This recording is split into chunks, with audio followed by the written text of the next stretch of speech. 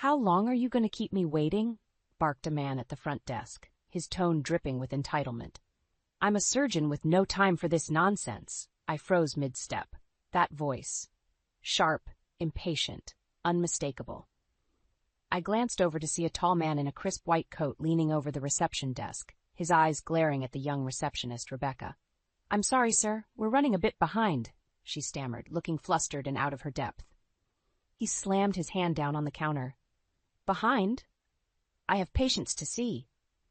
Standing there, I felt a chill slither down my spine. I knew that outburst, that face, all too well. It was Greg, my ex-husband.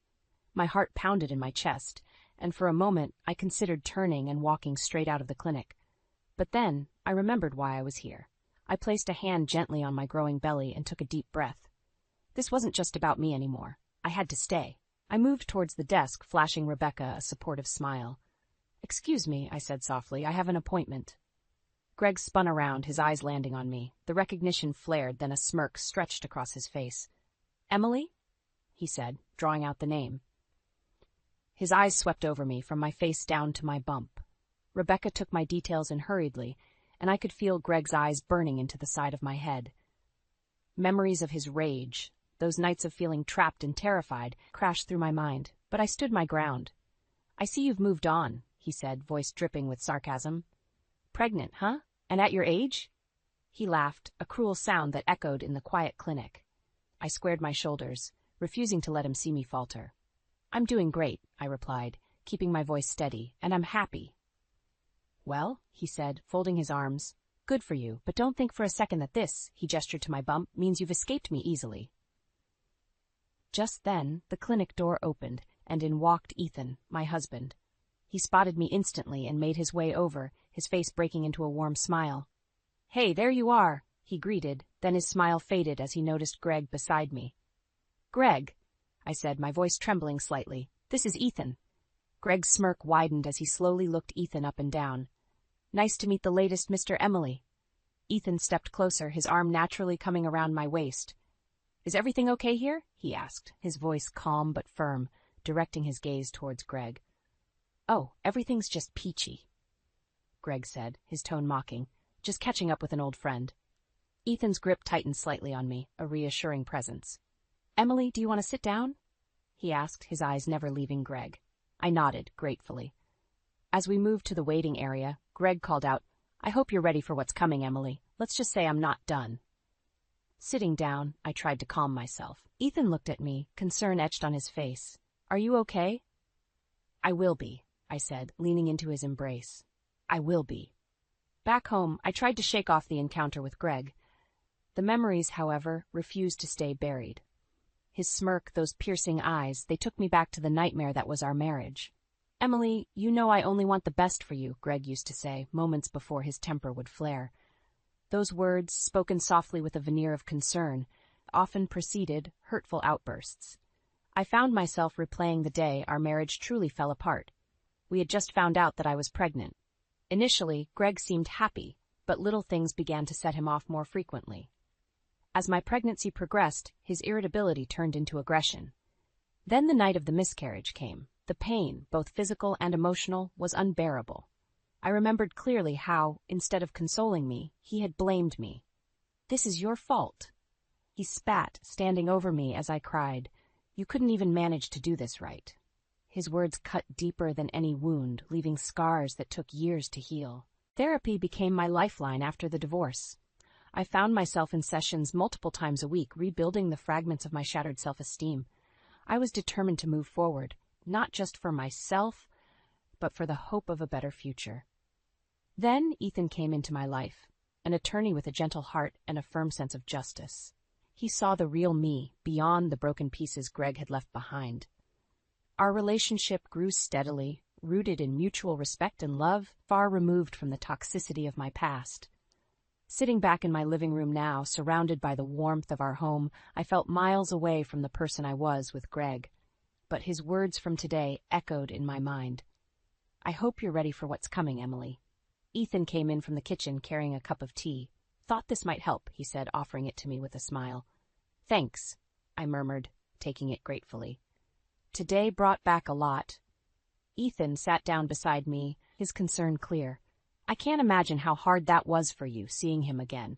But you need to know, we'll get through this. Together. I nodded, feeling the weight of his words. Ethan's support meant everything, especially now. I've come so far from where I was with him, I said, my voice steady. I can't let him pull me back. And he won't, Ethan reassured, his hand covering mine. We'll face whatever comes our way. For a moment, I allowed myself to lean into that hope. My past with Greg had its shadows, but my present reality was brighter, stronger. Greg's threats loomed, but they were no match for the life and love I had rebuilt. One step at a time, I whispered, more to myself than to Ethan. We've got this, he replied softly, his words a promise. As I sipped my tea, I felt a sense of calm. No matter what Greg threw our way, I wasn't alone.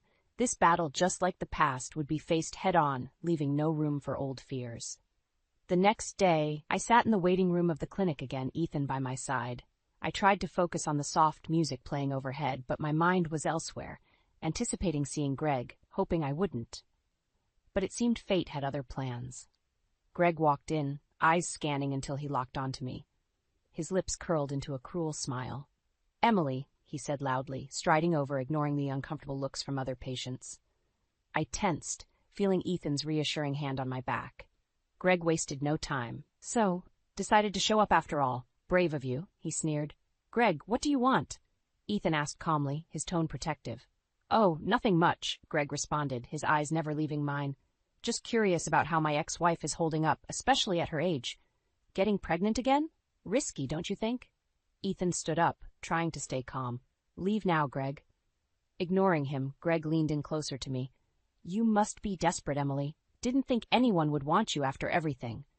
I stood up, my anger flaring. "Leave us alone, Greg. Whatever issue you have, it's over. I'm done with you." Greg's face twisted in malign pleasure. "Done? You think it's that simple? I made you this strong. Don't forget that. Without me, you're nothing." "Step back," Ethan said sharply, stepping between us. "You need to go now."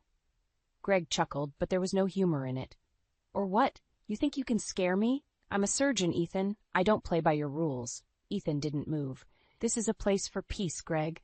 You're disturbing everyone here. Leave or we'll ask for help." Just then, Dr. Sandra Brown emerged and saw the tension. "Is there a problem?" she asked, moving towards us. Greg scoffed. "No problem. Just a little reunion. Isn't that right, Emily?" His sarcasm was palpable. "We were just leaving," I said, grabbing Ethan's hand, ready to walk away. But Greg's last words stopped us. "You think this ends here? It doesn't. You have no idea what's coming." Turning abruptly, we stepped out of the clinic, my heart pounding. Ethan looked at me, concern written all over his face. "Are you okay?" "Barely," I admitted. "He won't let go." "He's just trying to scare you," Ethan said firmly. "He's a bully. We'll handle him." "He's relentless," I whispered, "and vengeful. And we're resilient," Ethan reminded me.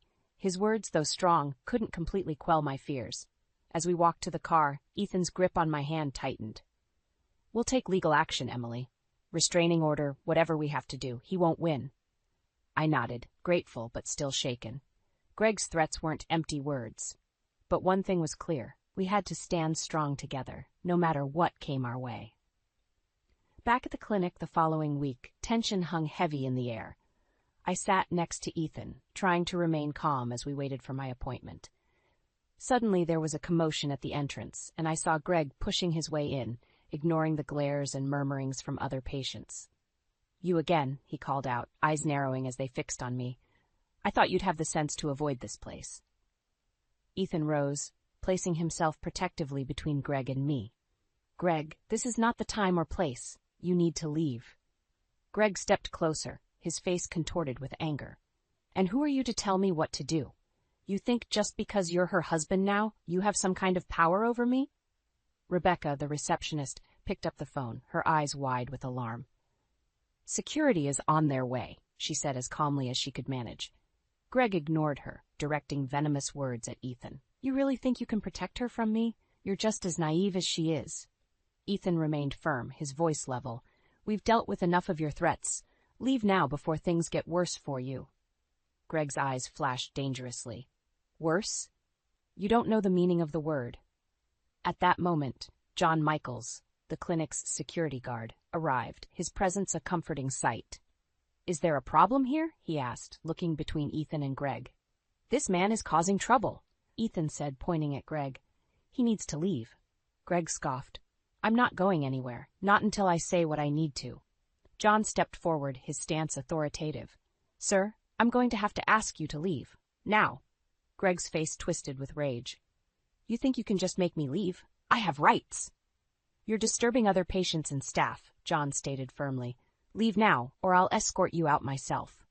For a moment it looked like Greg might resist, a fury bubbling just beneath the surface. Then, with a final, vicious glare at me and Ethan, he spat, "This isn't over, Emily. I'll ruin you both. Mark my words." As John escorted Greg out, a tense silence filled the waiting room. I could feel the eyes of other patients on us, but I focused on Ethan's calming presence. Dr. Sandra Brown appeared, her expression concerned. "Are you all right, Emily?" I nodded shakily. "Just shaken up." Ethan turned to Dr. Brown. "We're considering getting a restraining order against him. This harassment has to stop." Dr. Brown placed a hand on my shoulder. "We'll support you however we can." As I sat down for my appointment, I couldn't shake off Greg's final threat.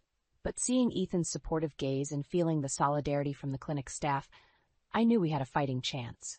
John came back in, giving us a reassuring nod. "He's gone for now, but we'll keep an eye out." I took Ethan's hand, squeezing it tightly. "We'll face this together," I said softly. "Always," he replied, his voice filled with determination. The battle wasn't over, but we were no longer alone in it, and that made all the difference.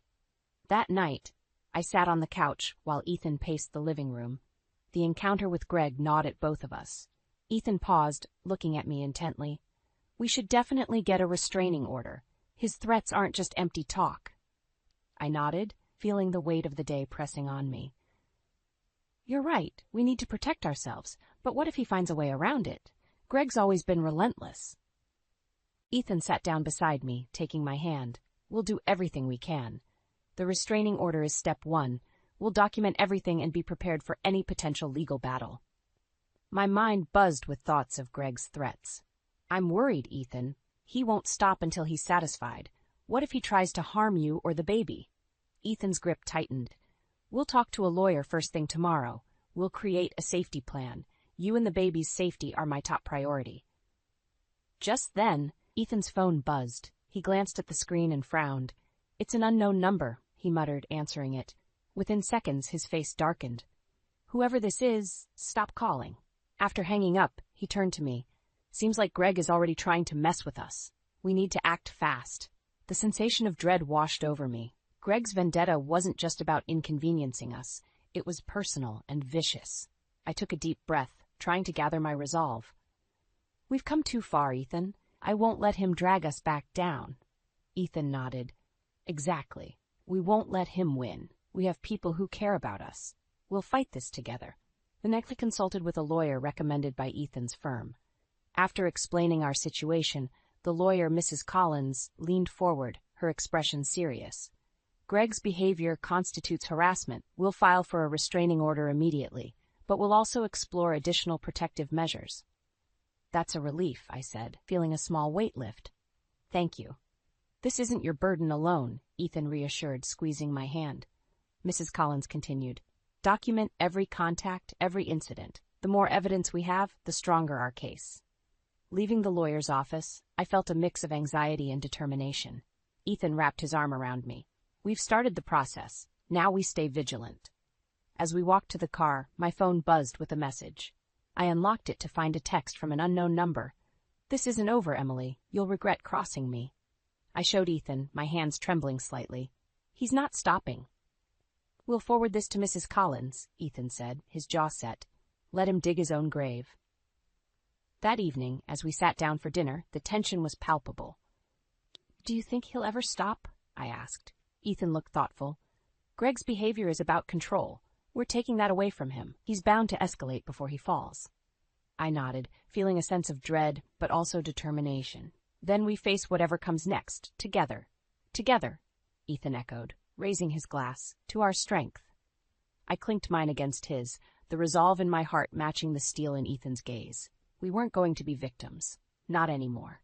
A few days passed, but the sense of foreboding never left. Ethan and I tried to maintain some semblance of normalcy, but Greg's threats lingered like a dark cloud. One evening, as we sat in the living room, our phones began to buzz with numerous messages and calls. Ethan picked up his phone, frowning. "Unknown number again," he muttered, answering on speaker. "Hello? Thought you could hide?" Greg's voice sneered through the line.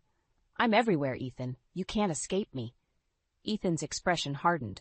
"This is harassment, Greg. We've already taken legal action." Greg laughed, a cold, unsettling sound. "Legal action? Do you honestly believe that will stop me?" I gripped Ethan's hand, trying to keep calm. After hanging up, Ethan looked at me. "We need to tell Mrs. Collins about this. It's getting out of hand." The next morning, we met with Mrs. Collins to report the latest incident.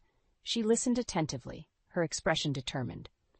"This is building a strong case for the restraining order. Keep documenting everything." We left her office, feeling a mix of relief and anxiety. At home, I tried to distract myself by preparing the nursery. Ethan joined me, painting the walls a soft yellow.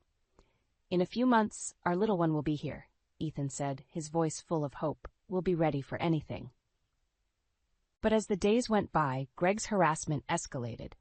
We found anonymous notes on our doorstep, received threatening emails, and even had unsettling encounters with strangers who seemed to know too much about our lives.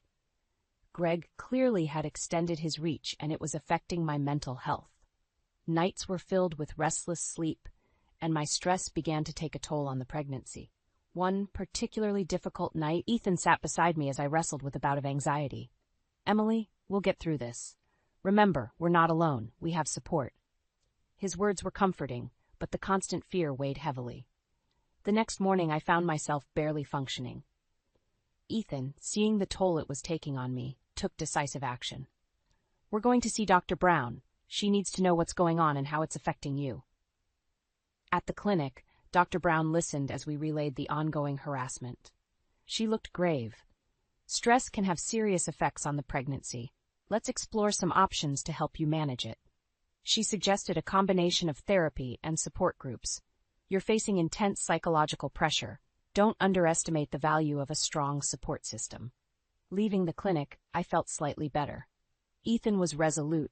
"This isn't just about legal action anymore. We need to focus on your health and the baby's well-being." His words resonated deeply. We enrolled in a counseling program and joined a support group for stalking victims. Sharing my story with others who had faced similar fears brought a sense of solidarity and strength. As days turned into weeks, the threat of Greg loomed, but we refused to let him dominate our lives.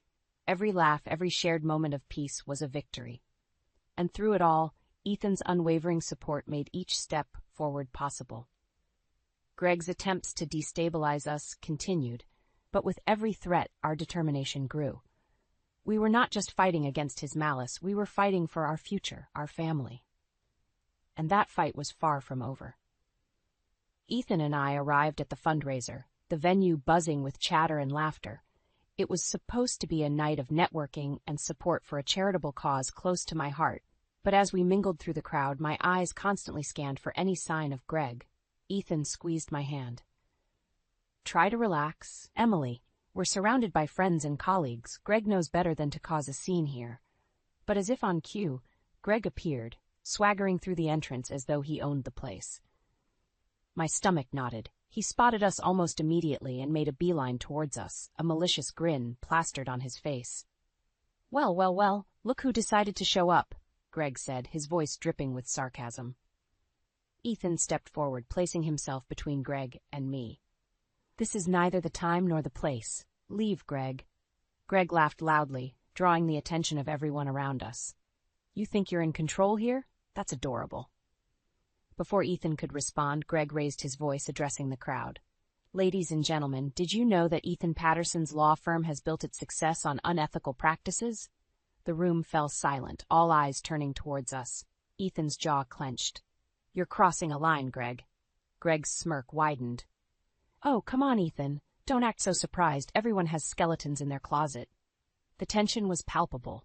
I saw Ethan's friends and colleagues exchanging worried glances. Greg's words hung in the air, creating an electric atmosphere of distrust and curiosity. At that moment, a tall man stepped forward from the crowd. David Lewis, a former colleague of Greg's. He looked directly at Greg, his voice calm but firm. "Enough, Greg. Your lies and deceit have gone on long enough." Greg's smile faltered. "David, what are you?" David cut him off, his voice ringing with authority. "Everyone, listen up. Greg has been involved in fraudulent activities for years. I have evidence that proves he's committed medical malpractice and worse." Gasps filled the room. Greg's face turned pale as David continued. "He's under investigation by the medical board. His vendetta against Ethan and Emily is nothing more than a desperate attempt to distract from his own crimes." Greg's mask of confidence shattered. He looked around, realizing the crowd wasn't buying his story anymore. They were looking at him with disdain and disbelief. Ethan stepped forward, his voice steady. "It's over, Greg. Your lies have caught up with you." Greg's eyes blazed with anger. "This isn't over," he spat, but the conviction in his voice was gone. David approached us, placing a hand on Ethan's shoulder. "I've been wanting to expose him for a long time. I'm sorry you got caught in his web." "Thank you, David," Ethan replied, gratefulness evident in his tone. As security escorted Greg out, the room slowly returned to normal, though the air was still thick with tension. I felt a wave of relief wash over me.